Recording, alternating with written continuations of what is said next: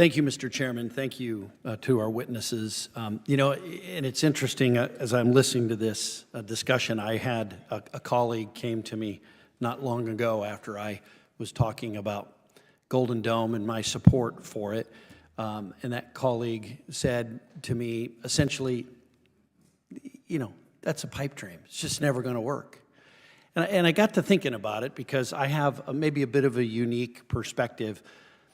I worked as a staff member on Capitol Hill 30 years ago. I look across these pictures, and Les Aspin was chairman, Ron Dellums, Mr. Spence.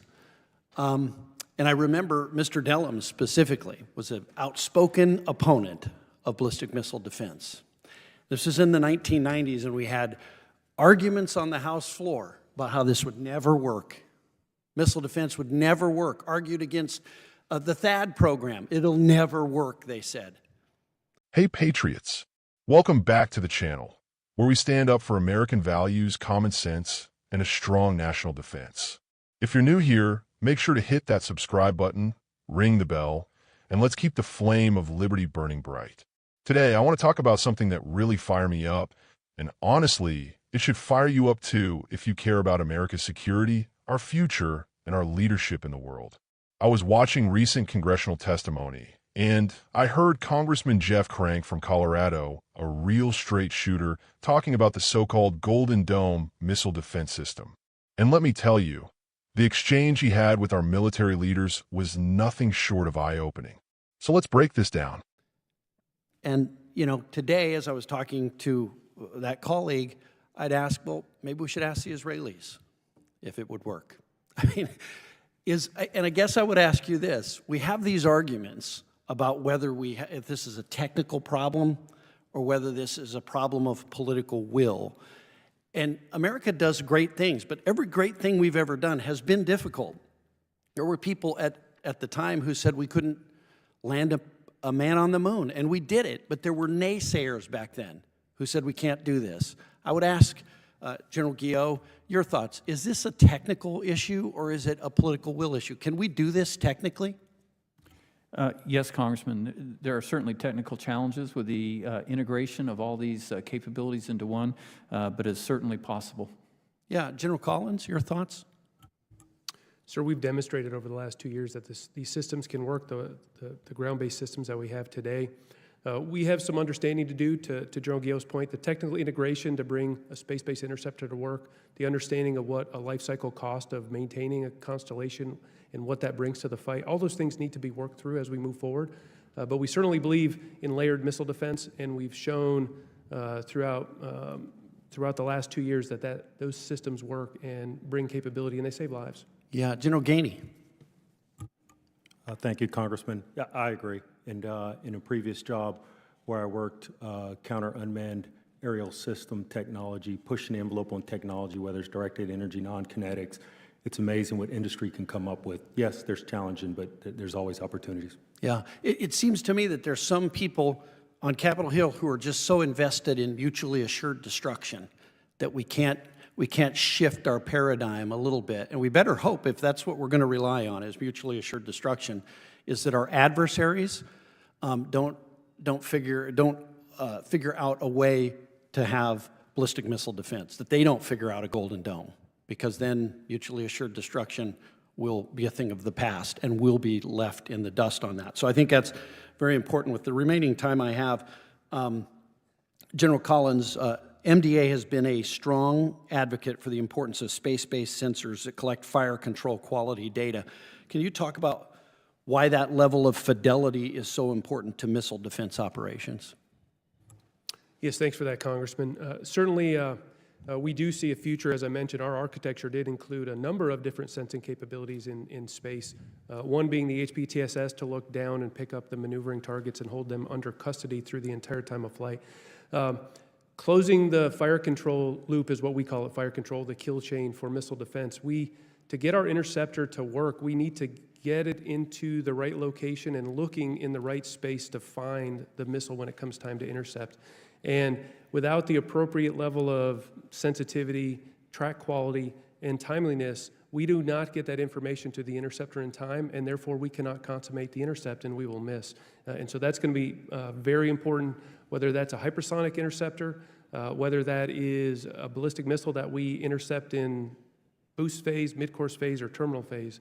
We need to get that cue really tied in and to the interceptor, to the command and control system and into the interceptor as quickly as possible to be able to close that chain and actually do the intercept.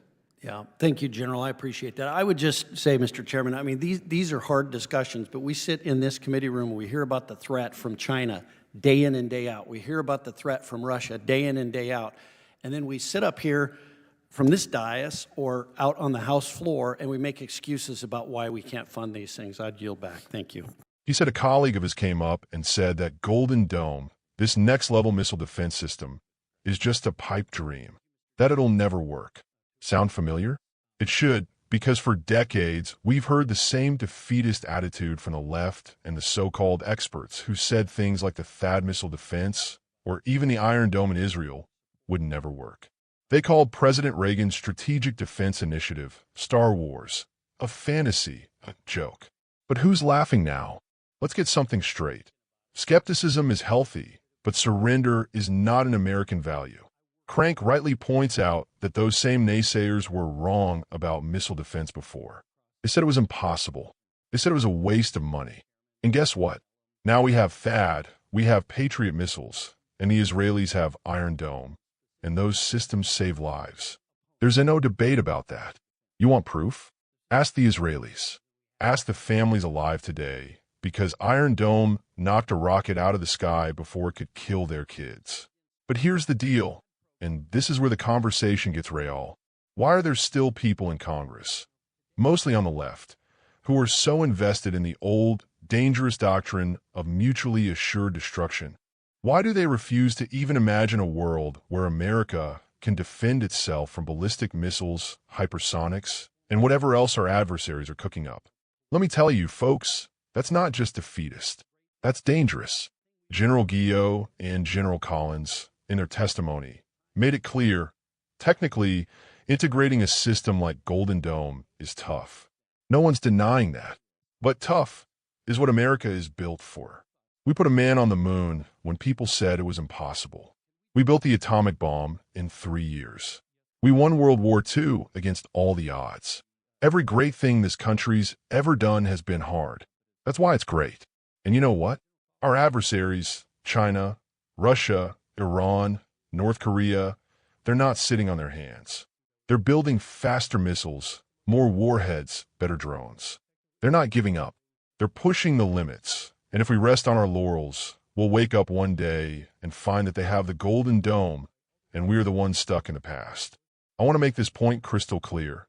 If China or Russia develops a way to shoot down our missiles, and we're still stuck worshiping mutually assured destruction, we lose the deterrence. We lose the edge. And we lose our ability to defend freedom, not just here, but around the world. It's not just about defense. It's about leadership. It's about showing the world that America still leads, that we don't shrink from a challenge, and that when evil threatens, we have the courage and the will to stand up and say, not on our watch. General Collins talked about the importance of space-based sensors. And let me tell you, this is the cutting edge. You want to know how we catch and destroy enemy missiles, especially hypersonics? We need eyes in the sky, not just satellites that see a launch, but satellites that can track in real time the exact trajectory, so our interceptors, whether it's a missile, a drone, or even a laser in the future, can make the shot. Without that data, without that fire control quality, as they say, we're shooting blind. You know who understands this? The Chinese Communist Party, the Russian military. They're pouring billions into these capabilities. They're not whining about how it's too hard or too expensive. They're not wringing their hands about provoking anyone. They're getting it done. So why are some in Congress still making excuses? Why do they keep saying, we can't afford it, while they spend trillions on every left-wing boondoggle under the sun? Why do they say it's too hard, while our enemies are working overtime to beat us? I'll tell you why. Because too many of them have lost faith in America's greatness. They don't believe we're exceptional. They don't believe in American ingenuity. They'd rather manage decline than seize the future. But I've got news for them. We are not a nation of quitters. I stand with Congressman Crank, with our generals, and with the men and women of the Missile Defense Agency. I believe in a strong America, a safe America, and an America that leads. Building a Golden Dome isn't just possible, it's necessary. We need to invest in missile defense. We need to push our industry, our scientists, our soldiers to do the hard things. And we need to tell the naysayers, step aside. The adults are in the room. America is back. So, let me hear from you. Do you agree that missile defense is vital? Are you tired of Congress making excuses while our adversaries get stronger? Drop a comment below, smash that like button, share this video with your friends, and let's keep the pressure on our leaders to defend this country the way we know how. Remember, freedom isn't free, but surrender is unthinkable. God bless you, God bless our troops, and God bless the United States of America.